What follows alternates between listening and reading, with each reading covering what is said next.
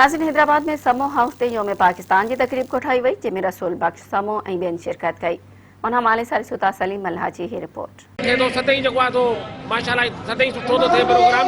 ऐं ही जो 24-23 तारीख़ जो प्रोग्राम है वो याद है मिंटो पार्क जो आहे तो करारदाद जी पास थी हुई उन जे आयो त असां तमामु घणा ख़ुशि था थियूं। असांजे पाकिस्तान जी जेका बुनियाद रखी वई हुई करारदाद 1940 में, उहो ॾींहुं इंशाअल्लाह ताला ता क़यामत ताईं पाकिस्तान जे अंदरि ज़रूरु मल्हायो वेंदो ऐं पुरजोश अवाम जो जेको जज़्बो आहे उहो तव्हांजे साम्हूं आहे। असां सभु गॾु था थियूं ऐं पंहिंजा मुख़्तलिफ़ नंढा वॾा प्रोग्राम करे असां ॿुधायूं था त वाक़ई असीं पाकिस्तान आर्मी जा मोहबत करण वारा मैं पाकिस्तान जा सच्चा सिपाही साल वांगे हिन साल भी असां इहो प्रोग्राम रखियो आहे ताकि योम पाकिस्तान जी करारदाद पाकिस्तान जी यादि ताज़ा थिए ऐं असांजी जेका अचण वारी नस्ल आहे उनखे भी इहा ख़बर पवे त करारदाद पाकिस्तान छा हुई ऐं कंहिं पेश कई ऐं किथां करारदाद पाकिस्तान जो पाकिस्तान जो वजूद कीअं आयो। पाकिस्तान फौज की हिमायत में और अपना अपना इज़हार ख्याल किया।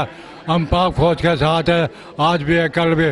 और जिस तरह हम कायदे आज़म के साथ थे और जिस कायदे आज़म ने हमें इशारा करा, हमने पाकिस्तान की तरफ रुख किया।